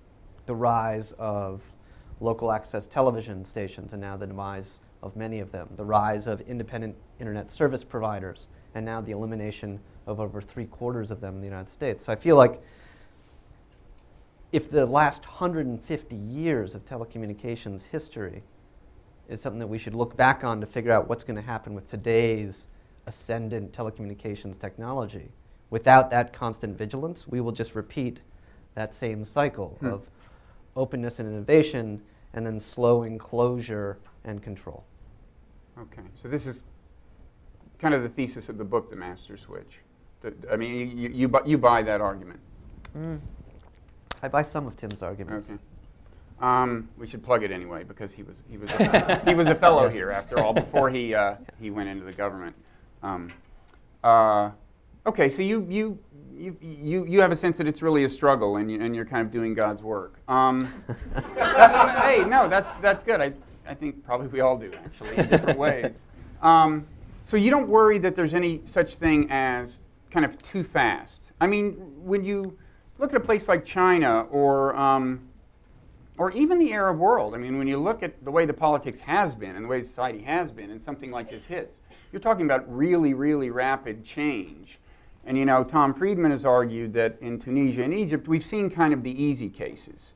And when you get to a place like Syria, sectarian divisions, various other things complicate transition. And I've heard people I respect argue that for the time being, for the government to prevail in Syria is going to save a lot of lives. These are not crazy people saying you could be talking hundreds of thousands of lives. Do you think there's any chance that this kind of technology would be deployed in a situation like that, and things would happen so fast that, given the context, horrible things, at least in the short run, would happen because of this? You're asking, is there any chance that bad things would happen? Yes. There is a chance that bad things. Okay. Well, can I quote you on that in the future? Well, is there a significant chance that this bad thing, and would you feel bad? I mean, would you feel, you're doing this, if you're promulgating the technology led to something like that, would you rethink the whole thing? I mean, I think, like, at the end of the day, again, we have to remember that these are tools, and people are, giving people an ability to have their voice heard, or giving them an ability to talk to each other more effectively, isn't something that we should regret, and neither should we be determining, in this room or elsewhere, that who should have what levels of freedom at what time and how that should be metered out to different folks. But I think that the approach, in a very messy world where things get messy, the approach that we've been taking trying to facilitate expression, facilitate association, facilitate basic rights will at the end of the day be the best approach that we can take in a messy world. Okay. And I gather this is one of a number of technologies that the State Department is subsidizing that, broadly speaking, have the same effect. Well, again, so the State Department, by the end of the year, I think, as Assistant Secretary Posner mentioned, by the end of this year, will have invested over $70 million over the past now 3 years in internet freedom programs. This is one of a dozen or more projects that we've have invested in over that time. Different projects are geared at different things, and some of them are technologies like this, and dealing with new problems like the shutdown of the master switch. Some of them, when this initiative began to start it out, were more focused on simpler problems like just the firewall, or other security problems like what if someone steals my cell phone. And so we're looking at a range of different threats to internet freedom and sorts of repression, and trying to balance them out with technologies, but also with education, policy work, other ways that a basket of different approaches that we think will lead to more free and open internet and ability of individuals to utilize that in a free way. Okay. And do you think it's not too cynical to suspect that although the State Department is in favor of across-the-board promulgation, there's someone somewhere in another part of the government that sometimes slips this stuff to some people and chooses not to slip it to other people? Well, I mean, I think that what we're trying to do with all of this, these tools, is to try to make them as readily available as possible. So the other people, I don't know. I mean, that wasn't the question I thought you were going to ask. I thought you were going to ask a different round with this. Yeah, I mean, the government, the U.S. government is balancing a lot of interests. Again, as Assistant Secretary Posner said today, there are intellectual property interests around an open internet. There are security interests. There are rights interests. And what we do is continue to, within government, bring that rights approach and make sure that that's being considered, and that our policies reflect that. I think you could run for office. That was very well handled. That was. I'm the geek. I'm not supposed to be the policy guy. I'm going to recommend a little trim around the ears or something if you run for office. But I think you got the mind for it. That was a very successful evasion. I want to open it up for questions. I want to ask just one more question. When you first came to work here at a think tank, did you imagine doing this kind of thing? When you first came here, you were just kind of advocating for policies, right? Was there a moment when you said, hey, let's cut out the middleman rather than advocate them, let's just suggest that we do them? So the history of this project is I've actually been working on this since 2000, way before my time here, and had come out to Washington, D.C. to continue that work. The foundation headhunted me to come and work on policy, and now I've managed to merge them together. So in fact, it's actually kind of a return to what I was doing back in the turn of the millennium in terms of developing open source, mesh wireless technologies. Mm-hmm. And the stuff that we're developing, and the reason why we can jump right into this today is because we actually have a 10-year history of doing due diligence and programming and receiving private foundation support, National Science Foundation support into this project. And so what Ian gets to do is in some ways come in right at the end and be like, okay, I want a cherry on top, let's make this go. And he rests on top of a global development effort that has been ongoing for years. So for me, it's more of hey, it's great that all of this has fit together in this very complicated way to support policy reform and to support on-the-ground implementation and sort of to merge these seemingly disparate spaces in my life. Okay, good. Are there any questions? Am I supposed to choose? There's two in that row right there. That would be efficient. Hi, I'm curious when you were talking about listening to other branches of government and accommodating them. And I'm thinking about the media companies and the Pro-IP Act and the Net Neutrality Act and the FBI and the Communications Assistance to Law Enforcement Act and child pornography and National Center for Missing and Exploited Children. And I'm wondering how this approach accommodates that. It seems that you've heard it, considered it, and said, I reject it and I'm doing it anyway. So I'm wondering how there has been an attempt to accommodate those interests. Yeah, I mean, I think that there are a number of initiatives at State Department and across the government overall that are trying to bring all of these disparate interests together and come up with coherent policies around them. The Secretary a few weeks ago launched a cybersecurity strategy that ties many of those together. There have been similar strategies within other areas that have been launched via other areas of the administration. Within the past year, the State Department has appointed a coordinator for cyber initiatives, Chris Painter, who's playing that role of trying to bring together these sorts of interests within the State Department and coordinate with other agencies that are doing that. So it is an ongoing discussion, and we do have these talks, and we do make other interests aware of the type of activities that we're doing. And so those conversations, that happens, that certainly happens. I think it is an area that we continue to build, and we continue to find appropriate ways to do that. More and more agencies and departments are getting their head around technology, and as they do, they're being brought into the fold as well. And the mechanisms continue to develop in order to accommodate that.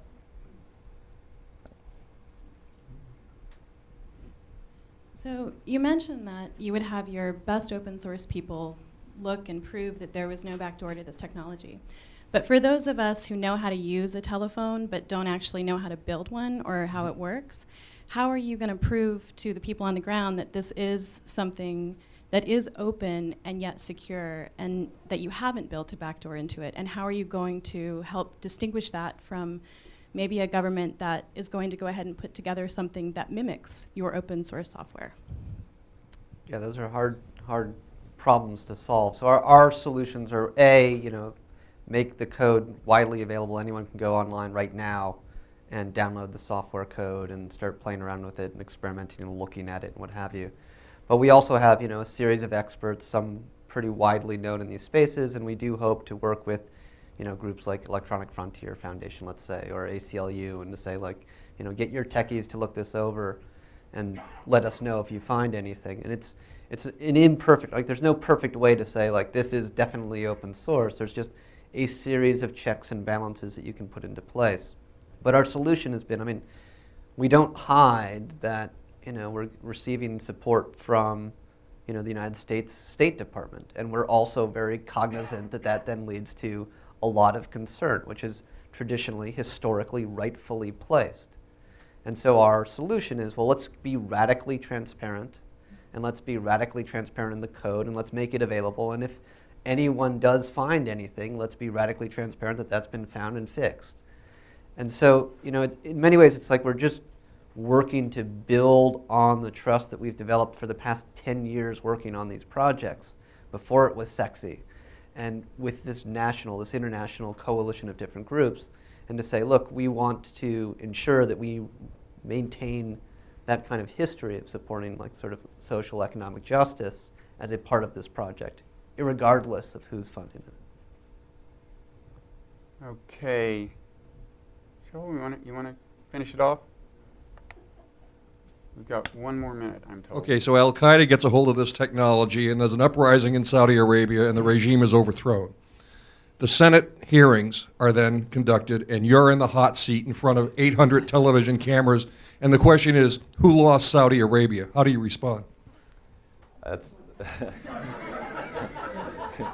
yeah, and then the aliens get a hold of it, and then I'm called in to testify on that as well.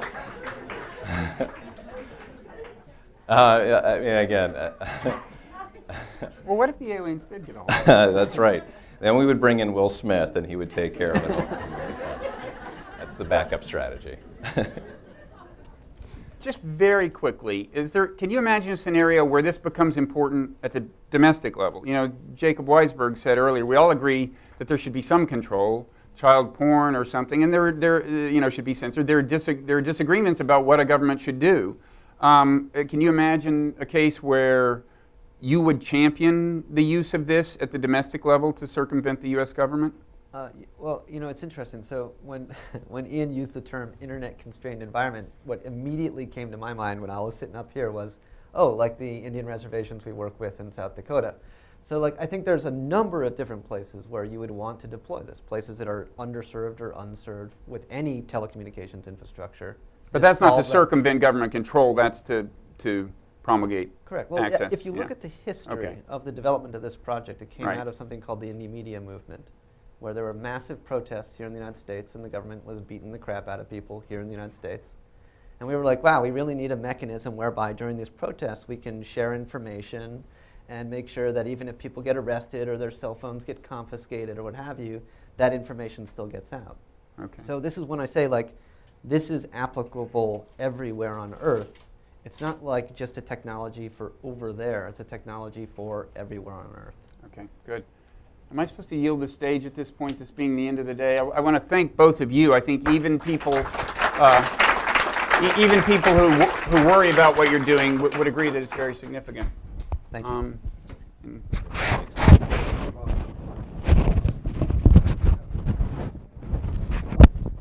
I think this one's working.